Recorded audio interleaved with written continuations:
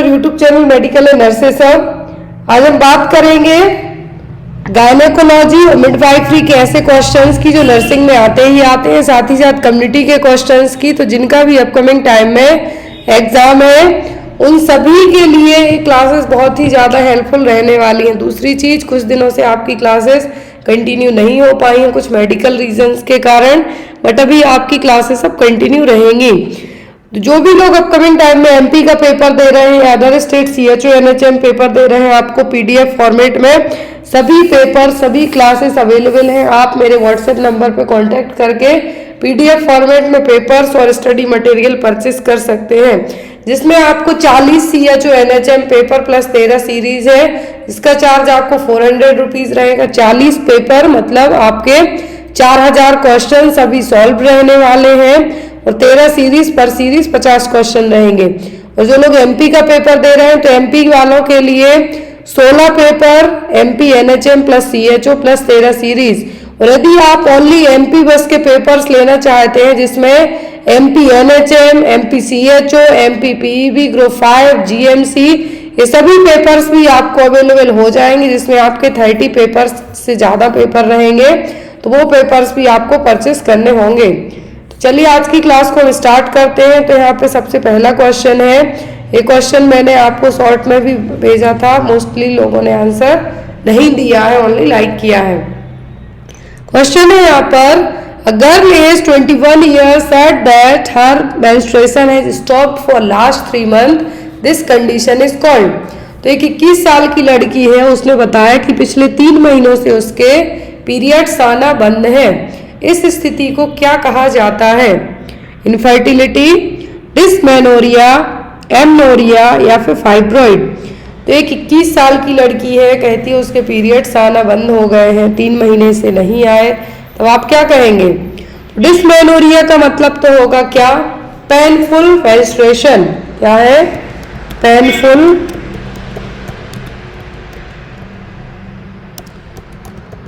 Menstruation.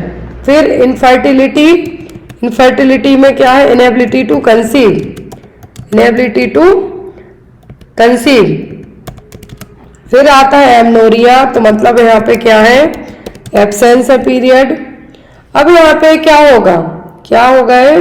तो ये condition कहलाएगी क्या? एमनोरिया। यहाँ पर क्योंकि वो लड़की यही कह रही है, 21 साल की लड़की है जो कि उसके 3 महीने से पीरियड्स नहीं आए हैं, तो वो क्या कहलाएगा? एमनोरिया। अब इनफर्टिलिटी भी होती है कितने? 2 तरीके की, एक होती है प्राइमरी, दूसरी सेकेंडरी। प्राइमरी में कपल कभी भी कंसीव नहीं कर पाता है बिना किसी कॉन्ट्रासेप्टिव यूज किए, कंटिन्यूअस 1 ईयर तक ट्राई करने के बाद भी कंसीव ना कर पाना, वो क्या कहलाएगी? Infertility primary. सेकेंडरी में एक बच्चा कंसीव हो गया है, बच्चा ठीक ठाक है, हेल्दी है, दूसरे बच्चे के लिए ट्राई करते हैं बट वो नहीं हो पा रहा है, तो यहाँ पर वो सेकेंडरी। ऐसे ही डिस्मेनोरिया, एक होता है प्राइमरी, दूसरा सेकेंडरी। प्राइमरी है जो नॉर्मली कुछ दिनों में या कुछ 2 या 3 महीने में ठीक हो जाएगा, बट सेकेंडरी या तो कुछ ट्यूमर कंडीशन के कारण या कैंसर कंडीशन के कारण नहीं आएंगे। एमनोरिया का मतलब होता है एब्सेंस होना किसका? पीरियड्स का। या तो हार्मोनल कंडीशन से प्रॉब्लम हो सकती है, या फिर जो 9 मंथ तक प्रेगनेंसी में पीरियड्स आना स्टॉप होते हैं उसके कारण हो सकती है। कुछ भी रीजन इसके लिए हो सकता है, बट ऐसा नहीं कि पीरियड्स नहीं आए। स्पेशली जो एमनोरिया की कंडीशन है, इनिशियल प्यूबर्टी स्टार्ट होती है, मिनार्ची जिसको मिनार्ची कहते हैं, जब फर्स्ट पीरियड्स आते हैं उस टाइम पे 2 से 3 साल तक गर्ल्स में कंटिन्यूअस एवरी मंथ जो एक साइकिल होती है 28 दिन की, वो कंप्लीट नहीं होती है। कभी 2 महीने में, कभी 3 महीने में आते हैं। इसका मतलब ये नहीं कि प्रेग्नेंट है आप। तो यहाँ पर एमनोरिया का मतलब क्या है? एब्सेंस ऑफ पीरियड्स और मेंस्ट्रुएशन। यदि परमानेंट कहें तो वो कहलाएगा क्या? मेनोपॉज। अगला क्वेश्चन है यहाँ पे, the national rural health mission was launched by the honourable prime minister on. ये क्वेश्चन बहुत एग्जाम में आता है कि जो राष्ट्रीय ग्रामीण स्वास्थ्य मिशन है माननीय प्रधानमंत्री द्वारा कब शुरू किया गया था? 12 अप्रैल 2005 को, 12 मार्च 2006 को, 12 मई 2004 को, या फिर 12 अगस्त 2005 को कब स्टार्ट किया गया था? तो यहाँ पर जो NRHM है ये लॉन्च किया गया था 12 अप्रैल 2005 को। कब? 12 अप्रैल 2005 को, 12 अप्रैल 2005 में। अगला क्वेश्चन है यहाँ पे, which among the following is not a secondary health care provider. तो यहाँ पर सेकेंडरी हेल्थ केयर प्रोवाइडर कौन सा नहीं है? District hospital, community health centre, sub centre, या फिर ऑल ऑफ दी अबव। तो सेकेंडरी हेल्थ केयर प्रोवाइडर नहीं है, दैट मीन्स डिस्ट्रिक्ट हॉस्पिटल हो गया, कम्युनिटी हेल्थ सेंटर हो गए, प्राइमरी हेल्थ सेंटर हो गए। ये जो प्राइमरी हेल्थ सेंटर और सब सेंटर है आते हैं किसमें? प्राइमरी हेल्थ केयर प्रोवाइडर में। जो कम्युनिटी हेल्थ सेंटर है ये फर्स्ट रेफरल यूनिट में आएगा। मतलब जब जो प्रॉब्लम सब सेंटर में ठीक नहीं हो पाई तो PHC में रेफर किया जाएगा, PHC में भी ठीक नहीं हुए तब जो फर्स्ट रेफरल यूनिट कही जाती है कम्युनिटी में होती है कम्युनिटी हेल्थ सेंटर। तो ये आपका CHC है जो सेकेंडरी हेल्थ केयर प्रोवाइडर में आएगा। लेकिन यहाँ पे क्या कहा गया है? Not a secondary health care provider, that means यहाँ पे प्राइमरी पूछा गया है, टर्सरी पूछा गया है। मोस्ट ऑफ दी यहाँ पे जो सेकेंडरी नहीं है वो होगा सब सेंटर, क्योंकि सब सेंटर क्या है? प्राइमरी हेल्थ सेंटर में, प्राइमरी हेल्थ केयर में कंसीडर किया जाएगा, क्योंकि सबसे पहले मरीज यही आएगा।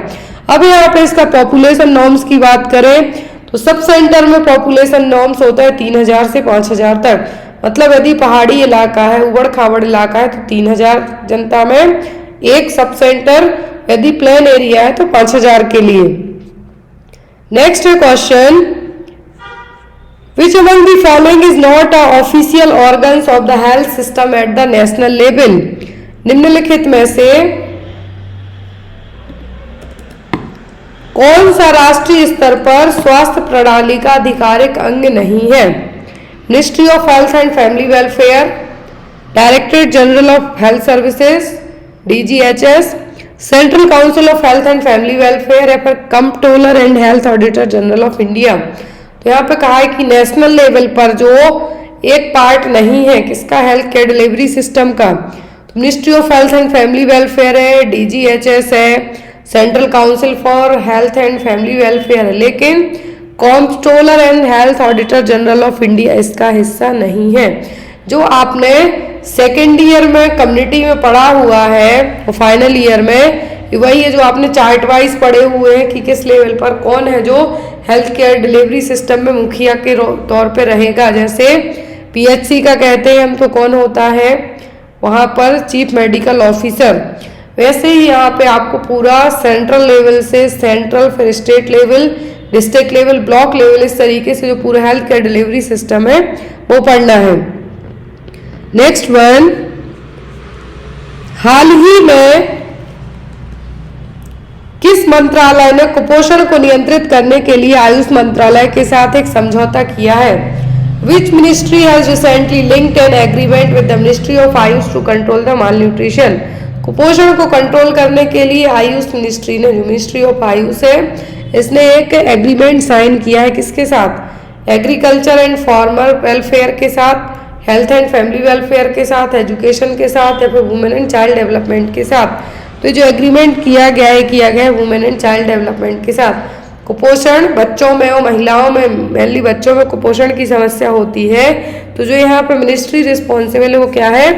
Women and child development ministry.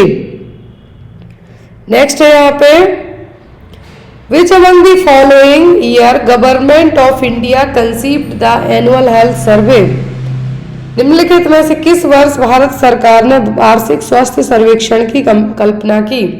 2004 में, 2005 में, 2006 में कि 2007 में? तो एनुअल हेल्थ सर्वे है जो कंसीव किया है इंडियन गवर्नमेंट ने कब? तो ये किया था 2005 में। कब? 2005 में। जो NFHS national family health survey है लार्ज स्केल पे किया गया था, लेकिन इसका पहला सर्वे हम बात कहें तो कब हुआ था? 1992 से 93 के बीच में।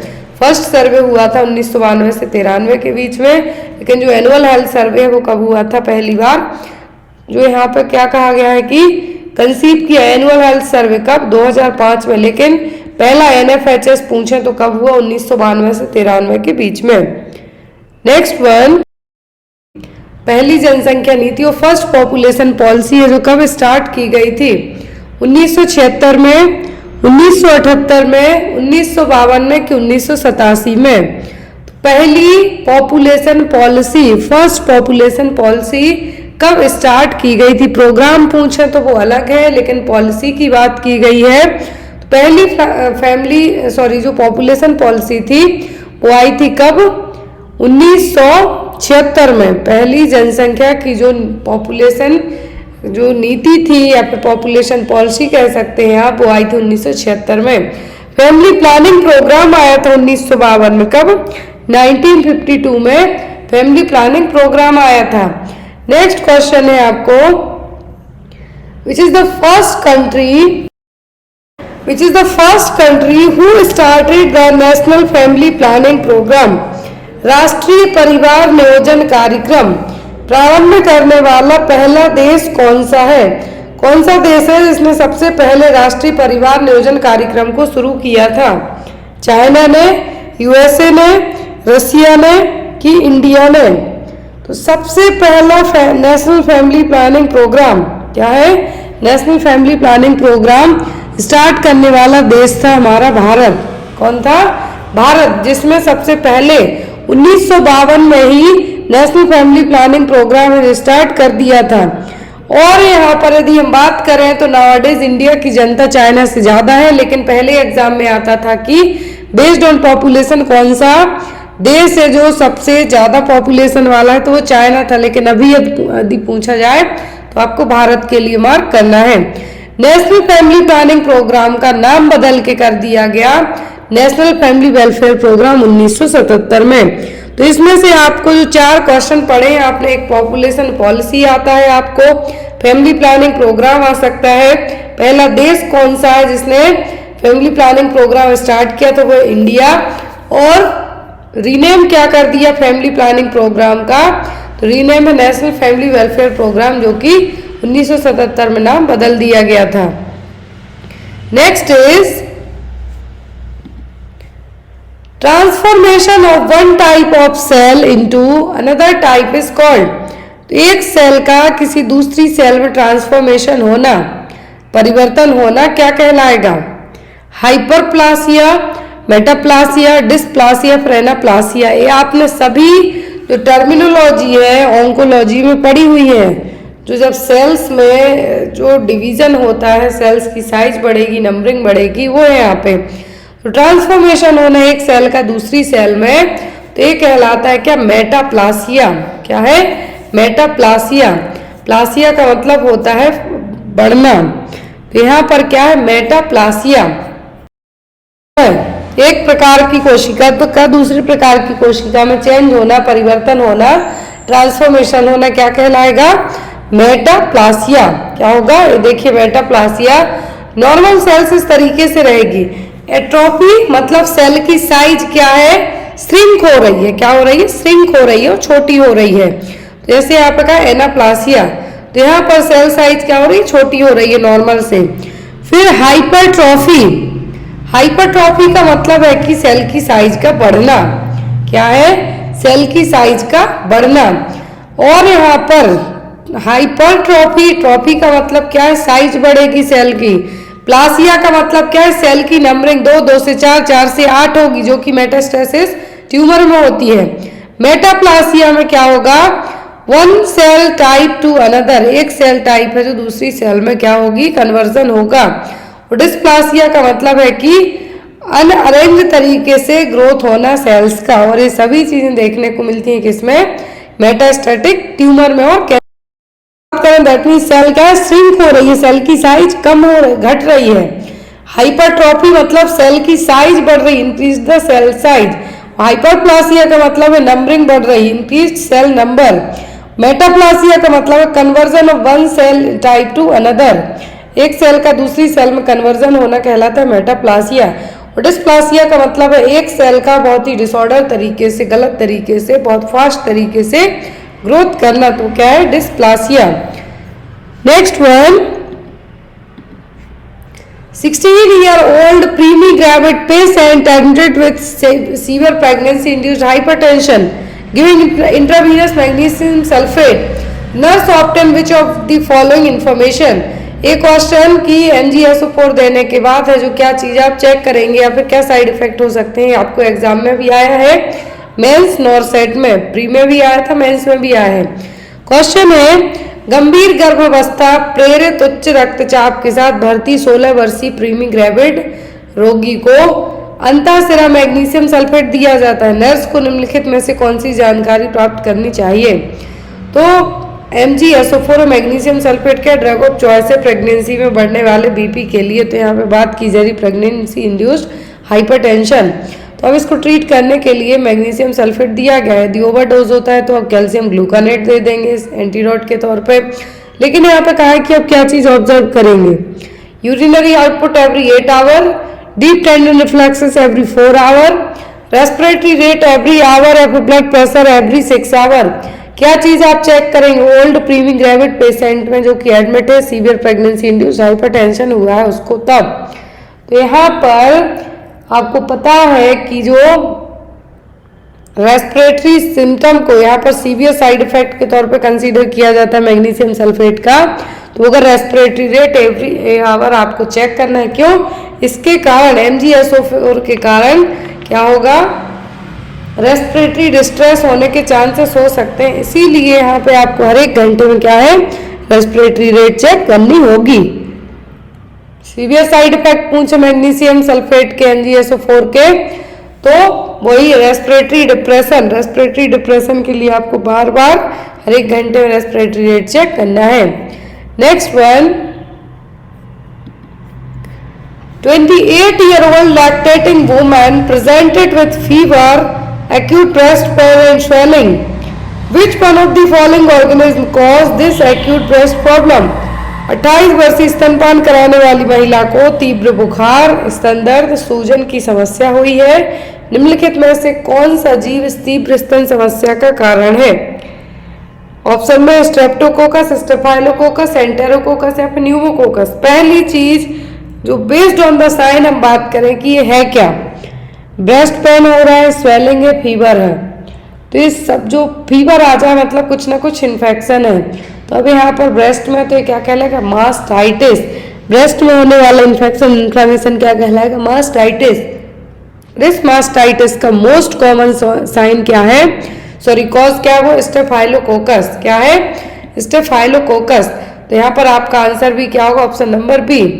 जो मास्टाइटिस है, स्वेलिंग और इन्फ्लेमेशन होना ब्रेस्ट में, तो यहाँ पर इसके जो साइन बताए गए हैं कि फीवर है, ब्रेस्ट पेन है, स्वेलिंग भी है, तो किसके, सभी मास्टाइटिस के साइन है। और ये होता किससे, मोस्ट ऑफ दी स्टेफाइलोकोकस से। Next one, physiological anaemia during pregnancy is a result of. गर्भावस्था के दौरान शारीरिक रक्ताल्पता किसका परिणाम है? प्रेगनेंसी में जो फिजियोलॉजिकल एनीमिया होता है उसका रीजन क्या है? Decrease dietary intake of iron, increase plasma volume of the mother, decrease erythropoiesis in the pregnancy या increase demand of the foetus. तो यदि प्रेगनेंसी में फिजियोलॉजिकल एनीमिया देखने को मिलता है तो ये होता है ब्लड प्लाज्मा वॉल्यूम बढ़ने के कारण। किसके कारण? प्लाज्मा वॉल्यूम बढ़ने के कारण। तो आंसर क्या होगा, decreased plasma volume of the mother. अब यहाँ पर WHO के अकॉर्डिंग कैटेगरी है एनीमिया की, mild, moderate, severe, very severe. Very severe में एडमिट करके ब्लड ट्रांसफ्यूज करने की जरूरत पड़ सकती है। माइल्ड में 9 to 10.9 ग्राम पर DL मतलब माइल्ड एनीमिया हुआ है। मॉडरेट में 7.8 to 9, सीवियर में लेस देन 7 ग्राम पर DL, वेरी सीवियर में लेस देन 4 ग्राम पर DL। सीवियर और वेरी सीवियर केसेस में सीधा हॉस्पिटल में एडमिट करके ट्रीट करने की जरूरत पड़ जाती है। तो ये सभी क्या है, 4 क्लासिफिकेशन WHO के अकॉर्डिंग एनीमिया के लिए कि कौन सी कैटेगरी में, यदि कितना कम हीमोग्लोबिन है आपका तो आपको कौन सी कैटेगरी में रखा जाएगा। नेक्स्ट है, in following which is a primary feature of cervical cancer. तो यदि किसी को सर्वाइकल कैंसर होता है तो उसका प्राथमिक लक्षण क्या होगा? पॉलीयूरिया, वेट गेन, वॉमिटिंग या फिर इरेगुलर मेंस्ट्रुअल साइकिल। क्या होगा यहाँ पर? यदि किसी को क्या है, सर्वाइकल कैंसर है तो इसके प्राइमरी फीचर्स क्या हो सकते हैं? सर्वाइकल कैंसर के प्राइमरी फीचर्स में आपका हो सकता है इरेगुलर मेंस्ट्रुअल साइकिल, जो इरेगुलर मेंस्ट्रुअल पीरियड है वो आपके क्या हो सकते हैं, जो रेगुलरली आने चाहिए 28 दिन में, आप किसी की 30 किसी की 35, उसकी जगह पे कैसे आएंगे, रेगुलर आएंगे। आपको बहुत ज़्यादा ब्लीडिंग होगी, बार बार ब्लीडिंग होगी, महीने में 2 बार तक ब्लीडिंग होगी। तो ये सभी क्या है, प्राइमरी फीचर हैं किसके, सर्वाइकल कैंसर के। तो यहाँ पर आपका आंसर क्या होगा, irregular menstruation. Next one, after ovulation has occurred the ovum remains viable for. तो ओव्यूलेशन के बाद, आफ्टर ओव्यूलेशन, ओव्यूलेशन की प्रोसेस में एग रिलीज होता है, तो ओवम कितने टाइम तक जिंदा रह सकता है, 1 to 6 hour, 12 to 18 hour, 24 to 36 hour और 48 to 72 आवर तक। तो यहाँ पर ओवम की बात की जा रही है, तो ओवम रहता है 12 से 24 घंटों तक। कितना, 12 से 24 घंटे तक है जो वायबल रहेगा। ओव्यूलेशन के बाद, ओव्यूलेशन में क्या होगा, ओवरी एक एग है जो रिलीज कर देगी। तो यहाँ पर जो ओवम है, ओवम वायबल रहेगा कितना, 12 से 18 घंटों तक। एज एन ऑप्शन की बात करें तो कितना होगा, 12 to 18 आवर्स तक। तो आंसर आपका क्या होगा, option number B. Next one, most common cause of peritonitis. Peritonitis का मोस्ट कॉमन कॉज क्या है, पेरिटोनियम लेयर जो कि कवरिंग लेयर है एब्डोमेन की। तो यहाँ पर पेरिटोनाइटिस में कुछ इन्फेक्शन होता है, तो क्या इसका रीजन होगा, इकोलाई, एच पाइलोरी मतलब कि helicobacter pylori, group A streptococcus, treponema pallidum. तो यहाँ पर किसके लिए रिस्पॉन्सिबल होगा, सिफिलिस के लिए तो ट्रिप्नोमा पैलिडियम, एच पाइलोरी है पेप्टिक अल्सर के लिए। अब बचता है क्या आपका, इकोलाई। क्या है, इकोलाई, जो कि यूटीआई में पेरिटोनाइटिस के लिए सबसे कॉमन कंसीडर किया जाता है कि इसके थ्रू है जो ये प्रॉब्लम होंगी, यूटीआई। एंड यदि एब्डोमेन ऑर्गेनल में या फिर पेरिटोनाइटिस का जो रीजन पूछते हैं, पेरिटोनाइटिस से पूरी कवरिंग हो गई, लेकिन इस कवरिंग में यदि इन्फेक्शन, इन्फ्लेमेशन होता है तो ये कहलाएगी पेरिटोनाइटिस। इसका रीजन क्या होता है, अकॉर्डिंग टू ऑप्शन के तो होगा E coli bacteria. Next is the emergency contraceptive for women is. महिलाओं के लिए आपातकालीन गर्भ निरोधक कौन सी है, माला डी, माला एन, लेवोनोजेस्ट्रोल या फिर प्रोजेस्ट्रॉन। तो इमरजेंसी कॉन्ट्रासेप्टिव है जो वुमेन के लिए वो कौन सी है, होगी यहाँ पर लेवोनोजेस्ट्रोल, जो आइकेन आईपल मार्केट में अवेलेबल होती है वही। इसमें क्या है, लेवोनोजेस्ट्रोल रहेगा, जिसको विदिन 72 घंटों के अंदर यदि अनप्रोटेक्टेड इंटरकोर्स किया हुआ है, बच्चा नहीं चाहते हैं, तो यहाँ पर आप क्या करेंगे, लेवोनोजेस्ट्रोल जो कि विदिन 72 घंटों के यूज कर ली जाती है। Next is hormonal contraceptive choice in lactating mother is. यदि माँ अपने बच्चे को फीड कराती है तो कौन सी कॉन्ट्रासेप्टिव है जो आप देंगे, hormonal contraceptive, mini pills, combined pills, centchroman या फिर नन ऑफ द अबव। कौन सी हार्मोनल कॉन्ट्रासेप्टिव होगी, पहली चीज जो माँ नर्सिंग मदर, लैक्टेटिंग मदर अपने बच्चे को फीड कराती हैं तो उनको क्या है, कॉन्ट्रासेप्टिव, स्पेशली हार्मोनल कॉन्ट्रासेप्टिव के लिए अवॉइड किया जाता है। लेकिन यदि देना भी है तो क्या देंगे, मिनी पिल, क्योंकि इसमें बहुत कम मात्रा में प्रोजेस्टेरॉन रहेगा, स्मॉल क्वांटिटी होगी प्रोजेस्टेरॉन की, जो कि जो ब्रेस्ट मिल्क का प्रोडक्शन करता है और जो बेबी फीड करेगा उसके लिए क्या करेगी, टारगेट नहीं करेगी, जो कि 99% तक इफेक्टिव होगी। तो यहाँ पर प्रोजेस्टेरॉन या फिर मिनी पिल है जो माएँ जो बच्चे को फीड कराती हैं, लैक्टेटिंग मदर है, नर्सिंग मदर है, वो कौन सी कॉन्ट्रासेप्टिव यूज कर सकती, हार्मोनल, तो वो होगी यहाँ पर मिनी पिल्स, जिसको कहा जाता है प्रोजेस्टेरॉन ओनली पिल्स। नेक्स्ट है यहाँ पर सहेली। सहेली वन सा वीक पिल है, मतलब और में लॉक्सिफेन है जो इसके लिए सेंटोक्रोमैन नाम से भी अवेलेबल है। तो यहाँ पर जो सहेली है, क्या है, सहेली है, ये हफ्ते में एक बार ली जाती है, वन सा वीक पिल के नाम से भी ये जानी जाती है, सहेली और centchroman. Next one, safe period is calculated by. Safe period आप कैसे कैलकुलेट करेंगे, सेफ पीरियड का मतलब है कि जो 5 दिन पहले के और 5 दिन बाद के पीरियड्स की बात सेफ कंसीडर किए जाते हैं, वो मतलब इस टाइम पर बिना किसी अनप्रोटेक्टेड मेथड अपना के, कॉन्ट्रासेप्शन मेथड अपना के सेक्स करना, तो क्या सेफ पीरियड है, इसमें बच्चे नहीं होंगे। तो यहाँ पर सेफ पीरियड कैलकुलेट कैसे करेंगे? Duration and date of menstruation, length of menstrual cycle, length of ovulation या फिर लेंथ ऑफ ल्यूटियल फेज। पहली चीज, जब तक एग ही रिलीज नहीं होगा तो बच्चा कैसे का आप कंसीव कर सकते हैं। दूसरी चीज, ये डिपेंड करता है किस पर? मेंस्ट्रुअल साइकिल पर। मान लीजिए किसी की मेंस्ट्रुअल साइकिल 35 दिन की है, किसी की 28 दिन की है, तो 14वें दिन ही ओव्यूलेशन होगा, तो यहाँ पर एग रिलीज होगा। तो अब सेफ पीरियड डिपेंड करता है मेंस्ट्रुअल साइकिल पर, 35 दिन की है कि 28 दिन की है।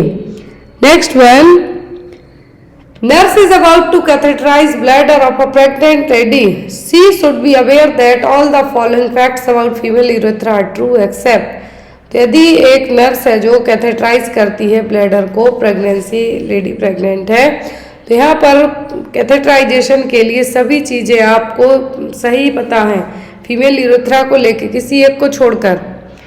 It is about 1.5 centimetre in length, sorry inches in length, centimetre में 5 तक जाता है, 5 से ज़्यादा, और मेल का होता है 20 तक। It's posterior to vaginal orifice, it's pierces through urogenital diaphragm, it is straight and offer minor resistance for catheterization. तो ये बिल्कुल सही है कि फीमेल का यूरेथ्रा है as compare to male urethra के बहुत ईजी है कैथेटराइजेशन करना। तो यहाँ पर लेंथ सही बताई गई है, लेकिन कहाँ पर रहेगा? Female urethra is located with in the vaginal ball.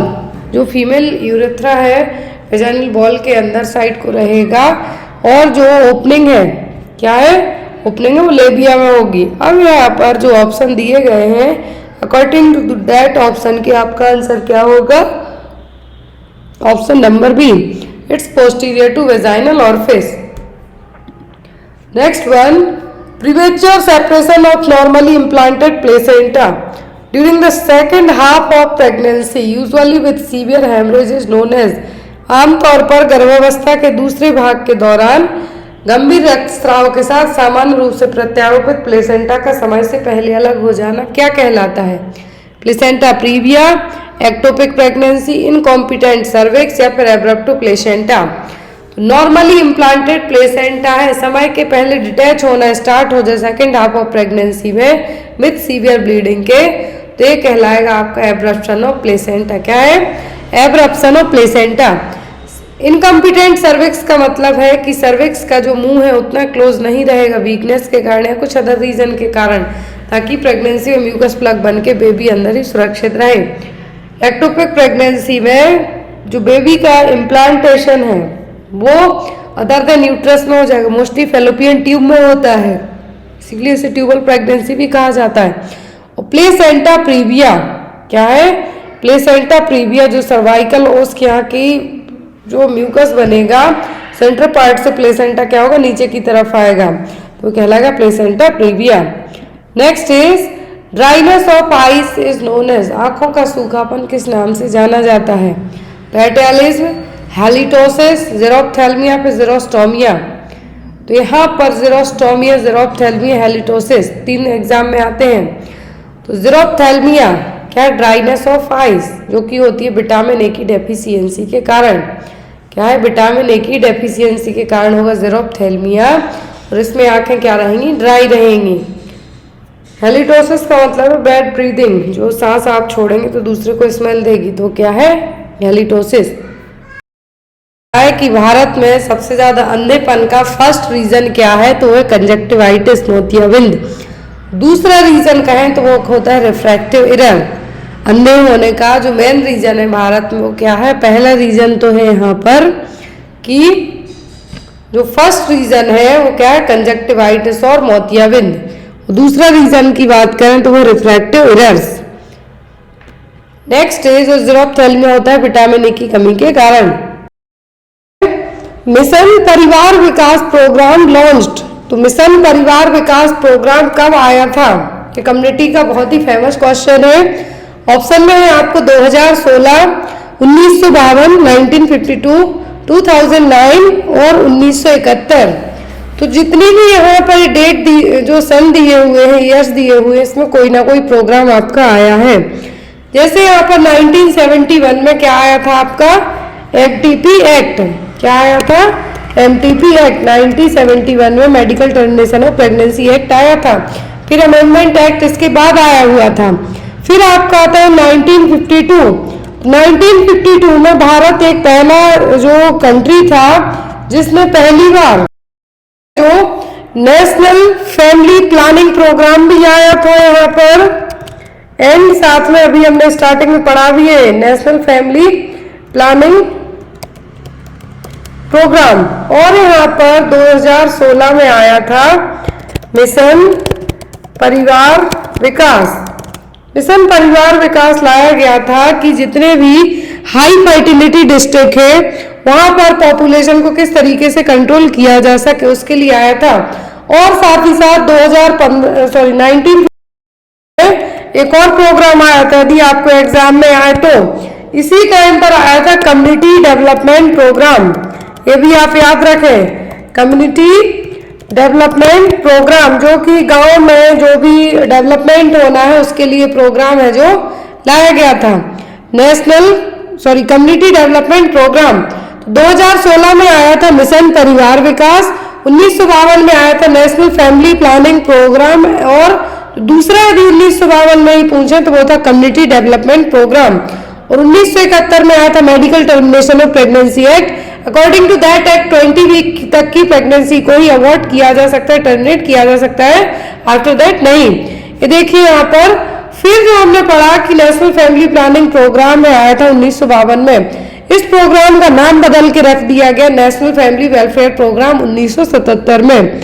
तो मिशन परिवार विकास का जो एम था वो क्या था कि जितनी भी कॉन्ट्रासेप्टिव मेथड है फैमिली प्लानिंग के लिए उनको ज़्यादा से ज़्यादा लोगों तक यूज करवाना है। जो हाई फोकस स्टेट है जहाँ की फर्टिलिटी रेट ज़्यादा है उनको टारगेट करना। तो जो ministry of health and family welfare ने मिशन परिवार विकास लॉन्च किया था 2016 में, इसका मेन फोकस था 146 हाई फर्टिलिटी डिस्ट्रिक्ट। वो डिस्ट्रिक्ट कहाँ के थे, किस स्टेट के थे, तो वो थे बिहार, उत्तर प्रदेश, असम, छत्तीसगढ़, मध्य प्रदेश, राजस्थान और Jharkhand.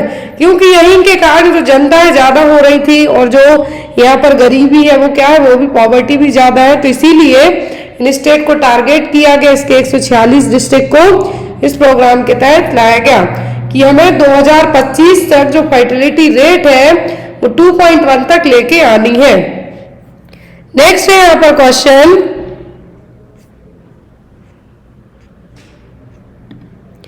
The nurse evaluates the adequacy of the neonate's oxygen while monitoring।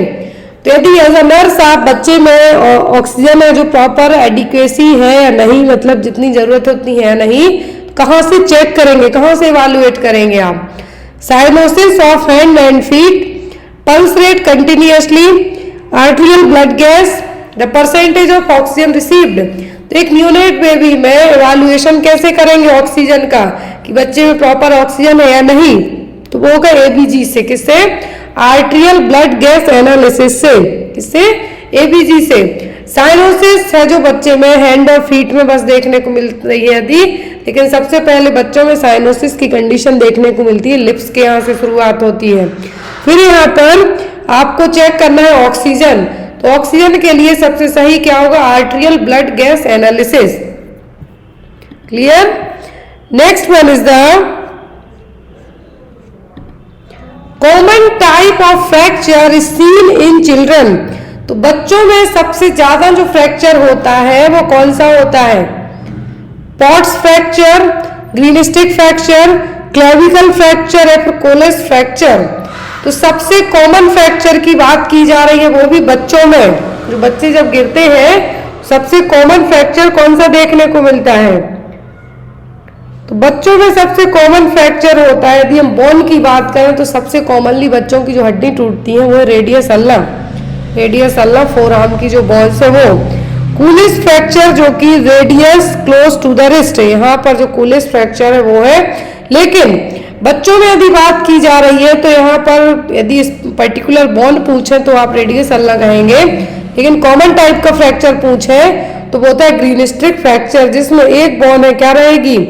एक बोन है जो क्या हो जाती है, एक तरीके से हमें कहेंगे कि लकड़ी जैसे आप तोड़ते हैं उस तरीके से यहाँ पे हड्डी भी टूटेगी, एक साइड बेंड रह जाएगी, दूसरे साइड से बोन टूट जाएगी। देखिए यहाँ पर हेयरलाइन फ्रैक्चर का मतलब है कि फ्रैक्चर जिगजैग मैनर में होगा। कैसा? जिगजैग मैनर में। ऑब्लिक में सीधा बोन दो पार्ट में डिवाइड हो जाएगी, दो पार्ट में डिवाइड हो जाएगी। फिर ऑब्लिक नॉन डिस्प्लेस्ड, मतलब एक ऑब्लिक डिस्प्लेस्ड तो दूसरा नॉन डिस्प्लेस्ड। तो डिस्प्लेस में क्या होगा कि सेम जगह से दो पार्ट में डिवाइड होगी, बट ऑब्लिक लेकिन नॉन डिस्प्लेस्ड में क्या होगी? वर्टिकल हो सकती है, हॉरिजॉन्टल हो सकती है। लाइनर में बोन इंटरनली क्रैक होगी, इंटरनली क्रैक बस होगी। फिर आता है कम्युनिटेड, कम्युनिटेड में बोन्स के फ्रेगमेंट छोटे छोटे पार्ट में टूट जाएंगे।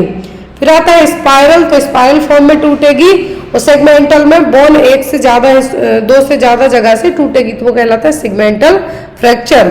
जो यहाँ पर ग्रीन स्टिक फ्रैक्चर की बात हो रही है, ग्रीन स्टिक फ्रैक्चर में बोन क्या होगी? बेंड होगी, एक जगह से थोड़ी सी बेंड रहेगी, दूसरी जगह से टूटी हुई रहेगी।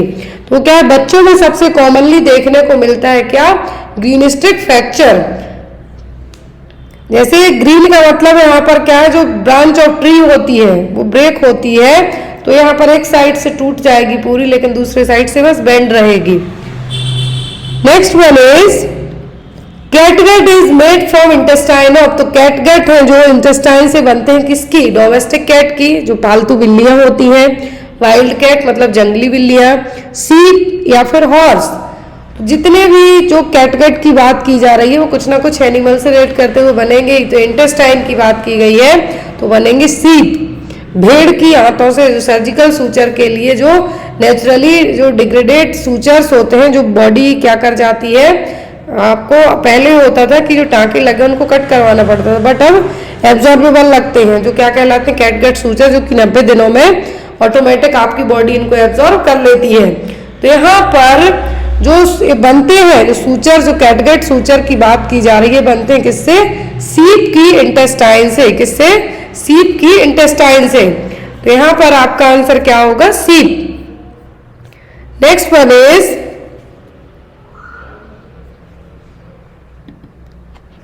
a patient is suspected to have hepatitis. Which diagnostic test will confirm the diagnosis? यदि किसी मरीज को हेपेटाइटिस हुआ है तो कौन सा टेस्ट यहाँ पे कंफर्म करेगा कि मरीज के लिए क्या है? कौन सा टेस्ट कंफर्म करेगा कि हेपेटाइटिस हुआ है? तो हेपेटाइटिस का मतलब यहाँ पे क्या है? Infection and inflammation of the liver. Hepatic का मतलब ही होता है क्या? लिवर। आइटिस वर्ड जुड़ गया मतलब इन्फेक्शन है। तो यहाँ पर कौन से टेस्ट से कंफर्म होगा? ऑप्शन में elevated haemoglobin level, elevated serum bilirubin level, elevated blood urea nitrogen level, decrease erythrocyte sedimentation rate, ESR। तो कभी भी कोई भी इन्फेक्शन होता है आपकी बॉडी में, ESR हमेशा बढ़ी हुई रहती है, घटी हुई तो ना के बराबर रहती है, बहुत रेयर केस में रहेगी, तो घटी हुई तो नहीं रहती है। तो यहाँ पर आपका जो आंसर होगा वो क्या होगा? यहाँ पर आपका जो आंसर आएगा वो होगा elevated serum bilirubin level. Hepatitis होगा कब? जब आपके लिवर में इन्फेक्शन होगा, इन्फ्लामेशन होगा, और होगा जब आपकी बॉडी में जो बिलिरुबिन का लेवल क्या है? बढ़ जाए। क्या है? बिलिरुबिन का लेवल है जो बढ़ जाएगा। तो यहाँ पर जो टेस्ट कंफर्म करेगा हेपेटाइटिस को होगा serum bilirubin level elevated. Elevation का मतलब बढ़ा हुआ रहेगा। तो next one is which of the following is the bullet shaped virus. इनमें से बुलेट शेप्ड वायरस कौन सा है? हर्पीज जूस्टर, मीजल्स, रेबीज या फिर HIV वायरस। एक क्वेश्चन अभी रिसेंट झारखंड पेपर हुआ था, उसमें पूछा गया है बुलेट शेप्ड वायरस। तो बुलेट शेप्ड वायरस है यहाँ पर रेबीज वायरस। कौन सा? रेबीज वायरस है जो कि बुलेट शेप्ड वायरस में कंसीडर किया जाता है। शेप ऑफ वायरस यदि आपको बात करें, बुलेट शेप वायरस कौन सा है? Rabies virus. Next one is the which of the antibiotics is likely to impair hearing. तो हियरिंग के लिए कौन सी एंटीबॉडीज रिस्पॉन्सिबल है हियरिंग लॉस के लिए? स्ट्रेप्टोमाइसिन, नियोमाइसिन, जेंटामाइसिन या फिर एरिथ्रोमाइसिन। तो यहाँ पर जो 3 ड्रग है वो आपको अलग ही लग रही है सभी एंटीबायोटिक, चारों हैं, लेकिन स्ट्रेप्टोमाइसिन क्या है? एक एंटी ट्यूबरकुलर ड्रग है, फर्स्ट क्लास चॉइस की एंटी ट्यूबरकुलर ड्रग है।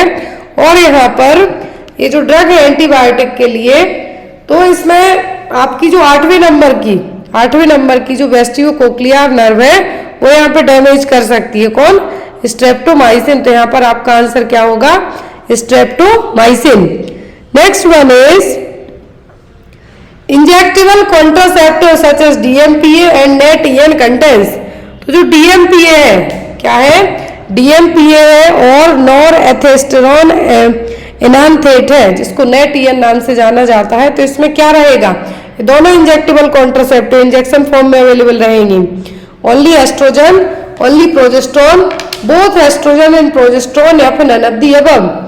तो यहाँ पर आपको पता है कि फीमेल की जो ओवरी है जो हार्मोन रिलीज करती है कॉर्पस ल्यूटियम, वो क्या रिलीज करती है? एस्ट्रोजन एंड प्रोजेस्टेरोन कुछ कम लेवल पर रिलीज करती है, लेकिन प्रोजेस्टेरोन का काम क्या होता है? यूट्रस लाइनिंग को थिक करना। तो यहाँ पर यदि आप और ज्यादा जो कॉन्ट्रासेप्टिव के फॉर्म में प्रोजेस्टेरोन भेजेंगे तो क्या होगी? लाइनिंग थिक होगी, प्रेगनेंसी कंसीव करना पॉसिबल नहीं होगा। यहाँ पर भी वही काम है, DMPA और NET-EN। कौन सा हार्मोन रहेगा इसमें? होगा इसमें ओनली प्रोजेस्टेरोन हार्मोन। DMPA हर महीने एवरी 3 मंथ में इंजेक्ट किया जाने वाला क्या है? शॉर्ट के नाम से भी अवेलेबल है, गवर्नमेंट में फ्री ऑफ कॉस्ट है, अंतरा के नाम से मिल जाता है, इंट्रामस्कुलर रूट से इसको इंजेक्ट किया जाता है। NET-EN है जो NET-EN हर 2 महीने में। तो DMPA 150 mg यदि इंजेक्ट कराते हैं तो हर 3 महीने में एवरी 3 मंथ्स में, और यदि 6 महीने में कराते हैं तो 300 mg एवरी 6 मंथ में। NET-EN है जो 200 mg एवरी 2 मंथ, हर 2 महीने में इंजेक्ट किया जाने वाला शॉट है। फिर फेलियर रेट की बात करें हम तो फेलियर रेट DMPA के कितने हैं? 0.1% और जो NET-EN है इसके 0.4%। तो यहाँ पर यदि DMPA की बात करें तो अंतरा नाम से एग्जाम में आपको क्वेश्चन आ सकता है, या फिर शॉर्ट नाम से आ सकता है, या फिर इसमें कौन सा हार्मोन रहेगा? मेड्रॉक्सी प्रोजेस्टेरोन इंजेक्शन DMPA और अंतरा के नाम से अवेलेबल रहता है, इंट्रावास्कुलरली इंजेक्ट किया जाता है, हर 3 महीने में इंजेक्ट किया जाता है। Next one is stored at which temperature. तो जो होल ब्लड है किस टेम्परेचर पे स्टोर किया जाता है? संपूर्ण रक्त किस तापमान पर संग्रहित होता है? स्टोरेज करके रखा जाता है कि जरूरत पड़ेगी तो यहाँ पर क्या किया जाएगा? ट्रांसफ्यूज किया जाएगा, जो ब्लड बैंक में रखा जाता है। ऑप्शन में आपको 2 to 6 degree Celsius, 2 to 6 degree Fahrenheit, 8 to 10 degree Celsius या फिर 21 to 25 डिग्री सेल्सियस। जो होल ब्लड है इसका स्टोरेज टेम्परेचर पूछा गया है कि संपूर्ण रक्त किस तापमान पर संग्रहित होता है। तो संपूर्ण रक्त का मतलब है यहाँ पर होल ब्लड। तो होल ब्लड का स्टोरेज टेम्परेचर होता है 2 से 6 डिग्री सेल्सियस तक। कितना? 2 to 6 डिग्री सेल्सियस तक है जो होल ब्लड का टेम्परेचर सेट किया जाता है। होप आपको प्रॉपर दिख रहा हो। तो यहाँ पर होल ब्लड में आपका यदि होल ब्लड की जगह आपको RBC सेल पूछे तो ब्लड बैंक के रेफ्रिजरेटर में 2 से 6 डिग्री सेल्सियस तक है जो 35 दिनों तक इसको स्टोर करके रखा जा सकता है। फिर फ्रेश फ्रोजन प्लाज्मा की बात करें, ये आपको अलग से याद रखना है कि यदि होल ब्लड पूछा है तो 2 से 6 डिग्री सेल्सियस तक, लेकिन फ्रेश फ्रोजन प्लाज्मा FFP की बात करें तो -30 डिग्री सेल्सियस और उससे भी कम, वो भी 1 साल तक के लिए स्टोर करके रखा जा सकता है। फिर प्लेटलेट, तो प्लेटलेट्स के लिए रखा जा सकता है 22 डिग्री सेल्सियस पर, 22 डिग्री सेल्सियस पर ओनली फॉर 5 डेज। तो यहाँ पर आपको बेसिक से मोस्ट ऑफ दी एग्जाम में होल ब्लड पूछते हैं, फ्रेश फ्रोजन प्लाज्मा पूछते हैं, और यदि ज्यादा से ज्यादा हुआ तो जो यहाँ पर कितने टाइम के लिए रखते हैं वो बस पूछते हैं। नेक्स्ट है यहाँ पे आपको विच इज द लास्ट और end product of the coagulation process. स्कंदन प्रक्रिया का अंतिम या अंतिम उत्पाद कौन सा है? लास्ट और एंड प्रोडक्ट कौन सा है कोआगुलेशन प्रोसेस का? प्रोथ्रोम्बिन, फाइब्रिन, कैल्शियम या फिर फाइब्रिनोजन। लास्ट प्रोडक्ट क्या बनता है? जो कोआगुलेशन प्रोसेस होती है कोआगुलेटिंग फैक्टर्स के साथ में आपकी बॉडी में, तो यहाँ पर कोआगुलेशन होगा जब जो थक्का बनता है, थक्का बनने की प्रोसेस का लास्ट जो प्रोडक्ट बन के आएगा वो क्या है? ये है सभी क्लॉटिंग में जो कोआगुलेशन प्रोसेस होती है उसमें कुछ ना कुछ तरीके से हेल्प सब करते हैं, लेकिन लास्ट प्रोडक्ट बनता है फाइब्रिन। क्या बनेगा? फाइब्रिन, स्टेबल फाइब्रिन क्लॉट, जो कि यहाँ पे लास्ट फाइब्रिन के पहले क्या आता है, फाइब्रिनोजन। तो यहाँ पर इंट्रिंसिक फैक्टर है, एक्सट्रिंसिक फैक्टर होते हैं। तो एक्सट्रिंसिक फैक्टर टिश्यू डैमेज होने के टाइम से स्टार्ट होते हैं, prothrombin, thrombin, fibrinogen and fibrin. तो ये आपको यहाँ तक की स्टेप याद रखना है। जो फैक्टर होते हैं वो कितने होते हैं, भी यहाँ पे है। फर्स्ट फाइब्रिनोजन, दूसरा कहलाता है प्रोथ्रोम्बिन, तीसरा है टिश्यू फैक्टर, क्या है, टिश्यू फैक्टर, चौथा आइसोनियाजिड कैल्शियम। में आपको एग्जाम में आता है कि ब्लड क्लॉटिंग में कौन सा जो कोआगुलेटिव फैक्टर है वो होता है, तो होता है कैल्शियम, आयोनाइज्ड कैल्शियम। फिर लेबाइल फैक्टर 5वें नंबर पर है, 6वें पे अनअसाइंड है, मतलब 7वें नंबर का, सॉरी 6वें नंबर का कोई फैक्टर नहीं दिया गया है। फिर आपका आता है यहाँ पर 7वां में तो प्रो कन्वर्टेंट, 8वां एंटी हीमोफिलिक फैक्टर। इसी की कमी से हीमोफीलिया होता है। याद रखें, हीमोफिलिक फैक्टर क्यों कहा गया, सॉरी इसको एंटी हीमोफिलिक फैक्टर क्यों कहा गया, क्योंकि फैक्टर 8 होता है जो कोआगुलेशन के, जो यहाँ पे फैक्टर है क्लॉटिंग फैक्टर, तो 8वें नंबर के फैक्टर की डेफिशिएंसी के कारण ही हीमोफीलिया होता है। फिर 9वें पे आता है प्लाज्मा थ्रोम्बोप्लास्टिन कंपोनेंट, और इसको कहा जाता है क्रिसमस फैक्टर। 11वें पे प्लाज्मा थ्रोम्बोप्लास्टिन एंटीग्रेंट, 12वें पर है हैगमैन, और 13वें पर है फाइब्रिन स्टेबलाइजिंग फैक्टर।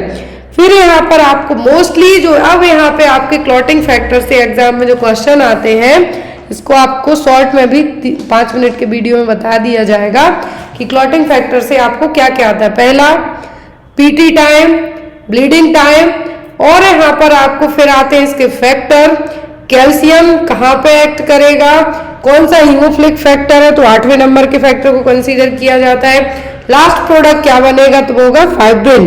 ये बेसिक क्वेश्चन आपको एग्जाम में आते हैं। नेक्स्ट है most common haemoglobin in normal, foetal and newborn is.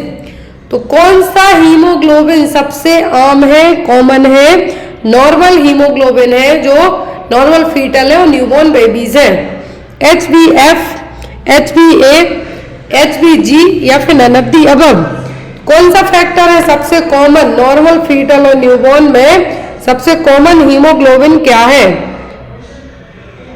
तो यहाँ पर आपको बताना है कि कॉमन हीमोग्लोबिन क्या है। यदि बच्चा क्या है, नॉर्मल है, न्यूबॉर्न है और फीटस मतलब यूट्रस में है तब।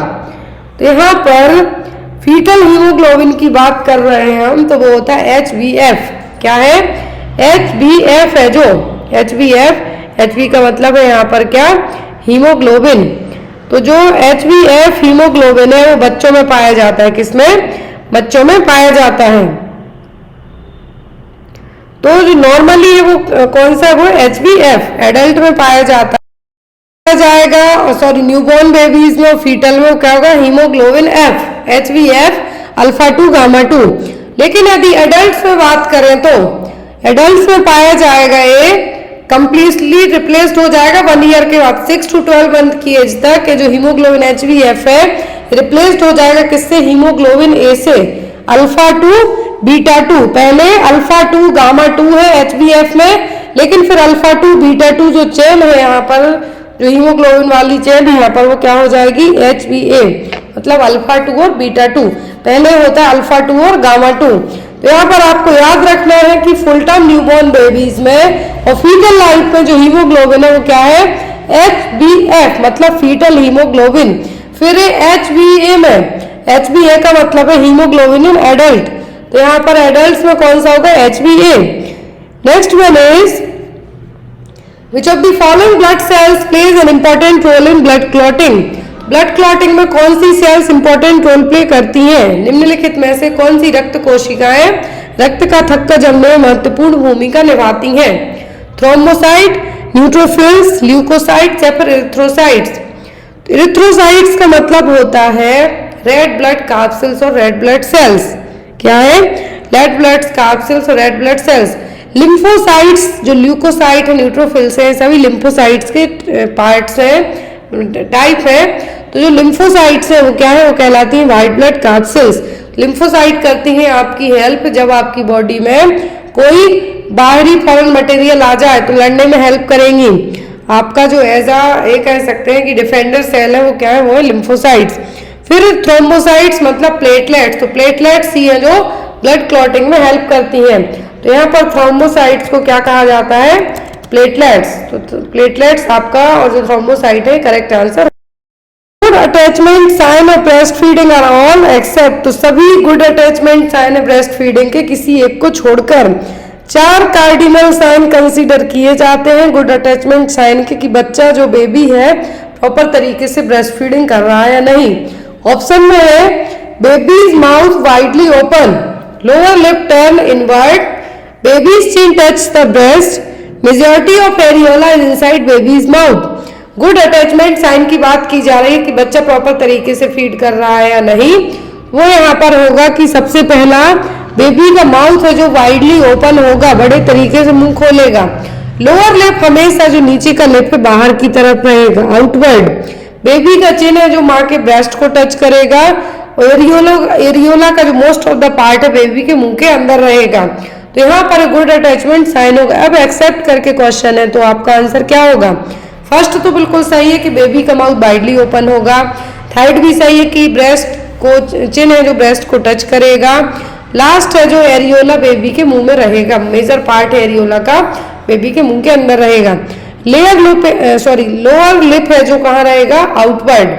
क्या रहेगा, बेबी का जो लोअर लिप है आउटवर्ड रहेगा, ना कि इनवर्ड। देखिए यहाँ पर गुड अटैचमेंट साइन में बेबी जो फीड करते करते माँ के फेस को भी देखेगा, नोज क्लोज रहेगी। लेकिन आपको इतना याद रखना है, बट जो आपके कार्डिनल साइन में कंसीडर किया जाता है वो यही होता है कि बेबी का माउथ है जो वाइडली ओपन होगा, चिन है ब्रेस्ट को टच करेगा, साथ ही साथ बेबी के जो लिप्स हैं वो आउटर वर्ड रहेंगे, लोअर लिप है जो आउटर वर्ड रहेगा, और यहाँ पर मेजॉरिटी ऑफ एरियोला बेबी के मुंह के अंदर रहेगा। तो यहाँ पर आपका जो सही आंसर है वो क्या होगा, वो होगा लोअर लिप टर्न इनवर्ड, क्योंकि यहाँ पर एक्सेप्ट करके पूछा है। बट यदि पूरे 4 साइन की बात करें तो यहाँ पे आउटवर्ड होगा lower lip. Next one is below what weight hepatitis B vaccine is not recommended to be given. कितने से कम वजन हो बच्चे का तो हेपेटाइटिस बी वैक्सीन नहीं देना है। 1 किलोग्राम, 2 किलोग्राम, 3 किलोग्राम, यहाँ पे 2.5 kg। तो जब भी हेपेटाइटिस बी वैक्सीन की हम बात करते हैं इंट्रामस्कुलरली बच्चे में दी जाती है eight the time of birth. लेकिन यहाँ पे क्राइटेरिया रखा गया है कि यदि बच्चे का वजन कितने ग्राम से कम हो तो ये नहीं देना। जैसे विटामिन के का इंजेक्शन दिया जाता है, 1 किलोग्राम से कम बच्चे का वजन है तो डोज भी हाफ कर देते, 0.5 कर देते हैं। यदि बच्चा नॉर्मल टर्म है, नॉर्मल बर्थ वेट है 2.5 kg तो पूरा देंगे, आप 1 देंगे। ऐसे ही यहाँ पर हेपेटाइटिस बी वैक्सीन में है, लेकिन यहाँ पर यदि बच्चे का वजन 2 kg से कम है तब आपको उसके लिए हेपेटाइटिस बी का वैक्सीन नहीं देना है। You have to wait and watch कि जब तक बच्चा है जो 2 किलोग्राम वजन कंप्लीट करके ना हो जाए तब तक आपको हेपेटाइटिस बी वैक्सीन नहीं देना है। हेपेटाइटिस बी वैक्सीन है जो, और जो हेपेटाइटिस बी वायरस है ये माँ से बच्चे में जा सकता है वर्टिकल ट्रांसमिशन के थ्रू, ट्रांसफ्यूजन के थ्रू जा सकता है, सेक्सुअल रूट के थ्रू भी जा सकता है, सेक्सुअल एक्टिविटी के द्वारा भी जा सकता है। हेपेटाइटिस बी है जो most of the neural prick injury से भी होने के चांसेस रहते हैं। तो जितने भी हॉस्पिटल केयर वर्कर होते हैं, हेल्थ केयर वर्कर होते हैं, उनको कंपलसरी रखा जाता है कि आपको हेपेटाइटिस बी वैक्सीन लगी हुई हो, क्योंकि आप मेडिकेशन इंजेक्ट करते हैं, इंजेक्शन लगाते हैं तो उस टाइम पे न्यूरल प्रिक होने के चांसेस आपको रह सकते हैं। तो इसीलिए हेपेटाइटिस बी वैक्सीन लगाई जाती है, लेकिन eight the time of birth भी बच्चों में दी जाती है। लेकिन बच्चे का वजन यदि 2 किलोग्राम से कम है तो उसको हेपेटाइटिस बी वैक्सीन नहीं देंगे। आप वेट करेंगे कि जब बच्चे का वजन 2 किलोग्राम क्रॉस कर जाएगा तब आप उसमें वैक्सीन दे सकते हैं। और at the time of birth 3 vaccine दी जाती है, hepatitis B vaccine, BCG vaccine, oral polio vaccine. Oral polio vaccine के डोज को 0 में कंसीडर किया जाता है, एंड हेपेटाइटिस बी वैक्सीन यदि वजन 2 किलोग्राम से कम है तो आपको नहीं देना, जब 2 kg हो जाएगा तब आप दे सकते हैं। Next one is cord prolapse is defined as. तो कॉर्ड प्रोलैप्स का मतलब क्या है? Incise of cord is short, cord having multiple infection condition, cord is located outside the vulva, cord is lying inside the vagina. Prolapse का मतलब है कि क्या है, बाहर की तरफ निकलना। अब यहाँ पर वो ऑप्शन कौन सा होगा जो कॉर्ड को बताएगा कि वो बाहर की तरफ जा रही है, तो वो होगा यहाँ पर आपका कौन सा ऑप्शन, कॉर्ड की साइज कभी भी छोटी तो नहीं होगी। मल्टीपल इन्फेक्शन कंडीशन यहाँ पर प्रोलैप्स होने के बाद होंगी, पहले नहीं होंगी। तो यहाँ पर जो आपका आंसर होगा वो क्या होगा, cord is located outside the vulva, vulva के बाहर की तरफ रहेगी। अब यहाँ पर ओवर्ट कॉर्ड प्रोलैप्स टाइप है, अब एक क्लिनिकल टाइप है कॉर्ड प्रोलैप्स के, पता चलेगा कि कॉर्ड वल्वा के बाहर की तरफ आ गई है, मतलब क्या है, प्रोलैप्स हो गई है। तो यहाँ पर इनसाइड द वेजाइना और outside the vulva following rupture of the membrane, जो कि कॉमन टाइप है, मतलब कॉर्ड क्या है, इनसाइड द वेजाइना के अंदर रहेगी लेकिन वल्वा के बाहर आ जाएगी, जो कि मेम्ब्रेन रप्चर होने के कारण होगा, और सबसे कॉमनली यही होगी। और कॉर्ड फ्यूनिक प्रेजेंटेशन, कॉर्ड फ्यूनिक प्रेजेंटेशन का मतलब है कि प्रेजेंटिंग पार्ट से ही पहले बाहर आ जाए। इंटैक्ट रहे बैग ऑफ मेम्ब्रेन, जो एमनियोटिक फ्लूइड वाला जो बैग है वो क्या रहेगा, इंटैक्ट रहेगी मेम्ब्रेन, लेकिन अम्बिलाइकल कॉर्ड वेजाइनल एग्जामिनेशन में पाल्पेट हो जाएगी कि बेबी नहीं है बाहर, पहले कॉर्ड बाहर आ गई है। Occult cord prolapse side of the presenting part it not felt by the finger, internal examination करेंगे तभी फील नहीं होगी, लेकिन ये जब मेम्ब्रेन रप्चर होगी उस टाइम पे जरूर फील होगी। सबसे कॉमनली जो प्रोलैप्स होती है overt cord prolapse. Next one is during intrauterine life neural tube is closed completely, तो जो इंट्रायूट्राइन लाइफ होती है उसमें न्यूरल ट्यूब कितने दिनों में क्लोज हो जाती है, on very first day, on fifth day, on 11th day, by 4th to 5th day. तो सबसे पहले बच्चे में बनती है न्यूरल ट्यूब, क्या बनती है, न्यूरल ट्यूब। कंसीव करने के बाद है जो सबसे पहला क्या बनता है, न्यूरल ट्यूब, और एक क्लोज होने का ड्यूरेशन क्या है, इसका आंसर आप लोग कमेंट बॉक्स में देना, क्योंकि ये क्वेश्चन हम कई बार पढ़ चुके हैं। माँ को फॉलिक एसिड भी दिया जाता है ताकि न्यूरल ट्यूब है जो प्रॉपर बने, और जो होने वाला अपकमिंग बेबी है उसको न्यूरल ट्यूब डिफेक्ट से भी प्रिवेंट किया जा सके। तो फॉलिक एसिड की बहुत ज़्यादा ज़रूरत होती है क्योंकि इस टाइम पे न्यूरल ट्यूब का डेवलपमेंट होता है, तो इसीलिए जो न्यूरल ट्यूब है कितने वीक में क्लोज होगी, अब आप इसका आंसर कमेंट बॉक्स में देंगे। आई होप आपको आज का सेशन अच्छा लगा, कोई भी डाउट रह जाता है तो आप बेझिझक होके पूछ सकते हैं। Thank you for watching us, bye bye, take care.